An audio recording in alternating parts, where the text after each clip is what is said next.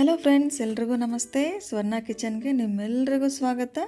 ಇವತ್ತು ನಾವು ನಮ್ಮ ಕಿಚನ್ಲಿ ಕಡಲೆಕಾಳಲ್ಲಿ ಮಸಾಲ ಇಡ್ತಾ ಇದ್ದೀವಿ. ತುಂಬಾ ಈಸಿಯಾಗಿ ಮಾಡ್ಕೋಬೋದು, ತುಂಬ ಟೇಸ್ಟಿಯಾಗಿರುತ್ತೆ.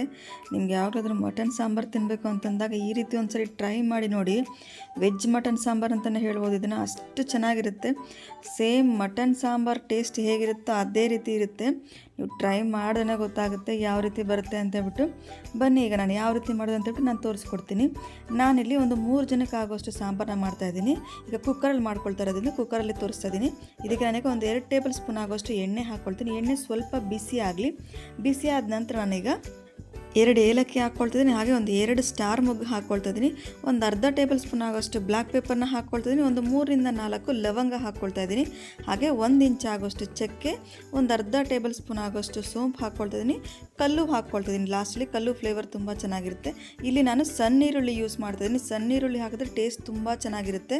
ನಾವಿಲ್ಲಿ ಮಸಾಲ ಸಾಂಬಾರನ್ನ ಮಾಡ್ತಾ ಇದ್ದೀವಲ್ವ, ಹಾಗಾಗಿ ಸಣ್ಣ ಈರುಳ್ಳಿ ಹಾಕ್ಕೊಳ್ಳಿ. ಹಾಗೆ ಇಲ್ಲಿ ನಾನು 1 ಇಡಿ ಆಗೋಷ್ಟು ಕೊಬ್ಬರಿನ ಸಹ ಹಾಕ್ಕೊಳ್ತೀನಿ. ಇದು ಹತ್ರ ಒಂದು 5 ರಿಂದ 6 ಟೇಬಲ್ ಸ್ಪೂನ್ ಆಗೋಷ್ಟು ಬರುತ್ತೆ. ಈಗ ಇದನ್ನೆಲ್ಲ ಚೆನ್ನಾಗಿ ಫ್ರೈ ಮಾಡ್ಕೊಳ್ಳೋಣ. ಈರುಳ್ಳಿ ಸ್ವಲ್ಪ ಲೈಟಾಗಿ ಕಲರು ಸಹ ಚೇಂಜ್ ಆಗಬೇಕಾಗುತ್ತೆ. ಅದಾದ ನಂತರ ನಾವೀಗ ಇದನ್ನು ಆರೋದಕ್ಕೆ ಬಿಟ್ಬಿಡೋಣ. ಒಂದು ಸ್ವಲ್ಪ ಹೊತ್ತು ಆರಲಿ. ಆರಿದ ನಂತರ ನಾವೀಗ ಮಿಕ್ಸಿ ಜಾರ್ಗೆ ಹಾಕ್ಕೊಂಡು ಇದನ್ನು ನಾವು ಫೈನ್ ಪೇಸ್ಟಾಗಿ ರುಬ್ಕೋಬೇಕಾಗುತ್ತೆ. ಕೊಬ್ಬರಿ ಎಲ್ಲ ಹಾಕಿರೋದ್ರಿಂದ ಆದಷ್ಟು ಫೈನಾಗಿ ರುಬ್ಕೊಂಡ್ರೆ ಟೇಸ್ಟ್ ತುಂಬ ಚೆನ್ನಾಗಿರುತ್ತೆ. ಈಗ ಇದಕ್ಕೊಂದು ಸ್ವಲ್ಪ ನೀರು ಹಾಕ್ಬಿಟ್ಟು ಚೆನ್ನಾಗಿ ರುಬ್ಬಿಟ್ಕೊಳ್ಳೋಣ. ನಾನಿಲ್ಲಿ ಒಂದು 100 ಗ್ರಾಮ್ಸ್ ಆಗೋಷ್ಟು ಕಡಲೆನ ನೈಟೇ ನೆನೆಸಿಟ್ಟಿದ್ದೆ. ಈ ರೀತಿ ನೆನೆಸ್ಬಿಟ್ಟು ಮಾಡಿಕೊಂಡ್ರೆ ಚೆನ್ನಾಗಿರುತ್ತೆ. ಡೈರೆಕ್ಟ್ ನೀವು ಮಾಡ್ಕೊಳ್ತೀನಿ ಅನ್ನೋದ್ರೆ ಕುಕ್ಕರಲ್ಲಿ ಹಾಕ್ಕೊಂಡ್ರೆ ಒಂದು 8 ರಿಂದ 10 ವಿಸಿಲ್ ತೊಗೋಬೇಕಾಗುತ್ತೆ. ಅದೇ ರೀತಿ ನೆನೆಸ್ಬಿಟ್ಟು ಮಾಡ್ಕೊಳ್ಳಿ. ಈಗ ನಾನಿಲ್ಲಿ ಮತ್ತು ಅದೇ ಕುಕ್ಕರ್ಗೆ ಒಂದು 2 ಟೇಬಲ್ ಸ್ಪೂನ್ ಆಗೋಷ್ಟು ಎಣ್ಣೆ ಹಾಕ್ಕೊಂಡು ಒಂದು ಬಿರಿಯಾನಿ ಎಲೆ ಹಾಕ್ಕೊಳ್ತಾ ಇದ್ದೀನಿ. ಹಾಗೆ ಮತ್ತೆ ಒಂದು 2 ಏಲಕ್ಕಿ ಹಾಕ್ಕೊಳ್ತೀನಿ. ಒಂದು 3 ಲವಂಗ ಹಾಕ್ಕೊಂಡು ಮತ್ತು ಸಣ್ಣ ಈರುಳ್ಳಿ ಒಂದು ಸ್ವಲ್ಪ ಹಾಕ್ಕೊಳ್ತಾ ಇದ್ದೀನಿ. ಹಾಕ್ಕೊಂಡು ಇದನ್ನು ಚೆನ್ನಾಗಿ ಫ್ರೈ ಮಾಡ್ಕೊಳ್ಳೋಣ. ಈಗಲೂ ಸಹ ನಾವೀಗ ಒಂದು ಸ್ವಲ್ಪ ಸಣ್ಣ ಈರುಳ್ಳಿ ಹಾಕ್ಕೊಂಡ್ರೆ ಟೇಸ್ಟ್ ತುಂಬ ಚೆನ್ನಾಗಿರುತ್ತೆ. ಕಡಲೆಕಾಳು ಜೊತೆ ಬೆಂದಾಗ 1 ಟೇಬಲ್ ಸ್ಪೂನ್ ಆಗೋಷ್ಟು ಶುಂಠಿ ಬೆಳ್ಳುಳ್ಳಿ ಪೇಸ್ಟ್ನ ಹಾಕ್ಕೊಳ್ತಿದ್ದೀನಿ. ಸ್ವಲ್ಪ ಲೈಟಾಗಿ ಕಲರ್ ಚೇಂಜ್ ಆಗಲಿ ಶುಂಠಿ ಬೆಳ್ಳುಳ್ಳಿ ಪೇಸ್ಟು. ಈಗ ನಾವೀಗೇನು ನೆನೆಸಿಟ್ಕೊಂಡಿದ್ವಿ ಓವರ್ ನೈಟು, ಈಗ ಕಡಲೆಕಾಳನ್ನ ಸಹ ಹಾಕ್ಕೊಳ್ತಾ ಇದ್ದೀನಿ. ನಾನಿಲ್ಲಿ ಒಂದು 100 ಗ್ರಾಮ್ಸ್ ಆಗೋಷ್ಟು ತೊಗೊಂಡಿದ್ದೀನಿ. 3 ಜನಕ್ಕೆ ಆಗೋಷ್ಟು ಮಾಡ್ಕೊಳ್ತಾ ಇದ್ದೀನಿ ಅಲ್ವಾ, ಹಾಗಾಗಿ ನೀವು ಕ್ವಾಂಟಿಟಿ ಇನ್ನೂ ಸ್ವಲ್ಪ ಜಾಸ್ತಿ ಮಾಡ್ಕೊಳ್ತೀನಿ ಅಂದಾಗ ಡಬಲ್ ಮಾಡ್ಕೋಬೋದು, ತೊಂದರೆ ಇಲ್ಲ. ಈಗ ಇದನ್ನೊಂದು 2 ರಿಂದ 3 ನಿಮಿಷ ನಾವು ಮೀಡಿಯಂ ಫ್ಲೇಮ್ ಇಟ್ಕೊಂಡು ಚೆನ್ನಾಗಿ ಫ್ರೈ ಮಾಡ್ಕೊಳ್ಳೋಣ.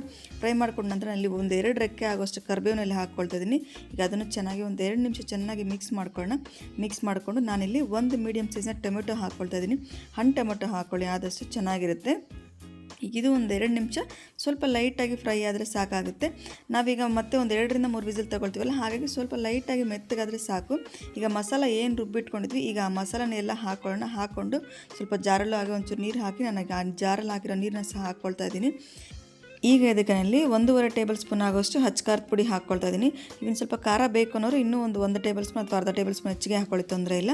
ಹಾಗೆ 1 ಟೇಬಲ್ ಸ್ಪೂನ್ ಆಗೋಷ್ಟು ಧನಿಯಾ ಪೌಡರ್ ಹಾಕ್ಕೊಳ್ತೀನಿ. ಒಂದು ಅರ್ಧ ಟೇಬಲ್ ಸ್ಪೂನ್ ಆಗೋಷ್ಟು ಜೀರಿಗೆ ಪುಡಿನೂ ಹಾಕ್ಕೊಳ್ತೀನಿ. ಇದನ್ನೆಲ್ಲ ಚೆನ್ನಾಗಿ ಮಿಕ್ಸ್ ಮಾಡ್ಕೊಳ್ಳೋಣ. ಮಿಕ್ಸ್ ಮಾಡ್ಕೊಂಡ ನಂತರ ನಿಮಗೆ ನೀರು ಏನು ಕ್ವಾಂಟಿಟಿ ಬೇಕೋ ಅದನ್ನು ನೋಡಿ ಹಾಕ್ಕೊಳ್ಳಿ. ನಿಮಗೆ ಸ್ವಲ್ಪ ಗಟ್ಟಿಯಾಗಿರ್ಬೇಕಂದ್ರೆ ಸ್ವಲ್ಪ ಕಡಿಮೆ ಹಾಕ್ಕೊಳ್ಳಿ. ಇನ್ನೊಂದು ಸ್ವಲ್ಪ ನೀರಾಗಿ ಮಾಡ್ಕೊಳ್ತೀನಿ ಅನ್ನೋದು ಇನ್ನು ಸ್ವಲ್ಪ ನೀರು ಆ್ಯಡ್ ಮಾಡ್ಕೊಳ್ಳಿ. ರುಚಿಗೆ ತಕ್ಕದಷ್ಟು ಉಪ್ಪನ್ನ ಹಾಕ್ಕೊಂಡಿದ್ದೀನಿ. ನಾನಿಲ್ಲಿ ಮುದ್ದೆ, ರೈಸು, ಚಪಾತಿ ಎಲ್ಲದಕ್ಕೂ ಸರಿ ಹೋಗೋ ರೀತಿಯಲ್ಲಿ ನಾನು ಸಾಂಬಾರು ಮಾಡ್ಕೊಳ್ತೀನಿ. ಈಗ ನಾವು ಕುಕ್ಕರ್ ಲಿಡ್ನ ಕ್ಲೋಸ್ ಮಾಡಿ ಒಂದು 2 ವಿಸಿಲ್ ತೊಗೊಂಡ್ರೆ ಸಾಕಾಗುತ್ತೆ. 2 ರಿಂದ 3 ಸಾಕು. ಓವರ್ ನೈಟೆಲ್ಲ ನೆನೆಸಿಟ್ಟಿದ್ವಲ್ಲ ಕಡಲೆಕಾಳು, ಹಾಗಾಗಿ ಒಂದು 2 ರಿಂದ 3 ವಿಸಿಲ್ ತೊಗೊಳ್ಳಿ, ಸಾಕಾಗುತ್ತೆ.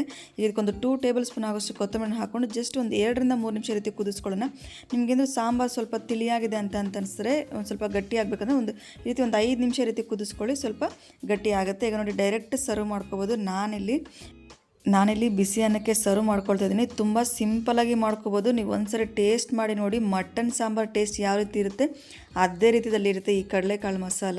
ನಿಮ್ಗೆ ಈ ರೆಸಿಪಿ ಇಷ್ಟ ಆಗಿದ್ರೆ ನೀವು ಸಹ ಒಂದ್ಸರಿ ಟ್ರೈ ಮಾಡಿ ಕಮೆಂಟ್ಸಲ್ಲಿ ತಿಳಿಸಿ ನಿಮ್ಮದಲ್ಲಿ ಯಾವ ರೀತಿ ಬಂತು ಅಂತ. ಹಾಗೆ ನನ್ನ ಚಾನಲ್ ಸಬ್ಸ್ಕ್ರೈಬ್ ಮಾಡೋದು ಮಾತ್ರ ಮರಿಬೇಡಿ ಅಂತ ಹೇಳ್ತಾ ನಾನು ಈ ವಿಡಿಯೋನಲ್ಲಿ ಮುಗಿಸ್ತಿದ್ದೀನಿ. ಮತ್ತೊಂದು ಒಳ್ಳೆ ವಿಡಿಯೋ ಜೊತೆ ಬರ್ತೀನಿ. Thank you.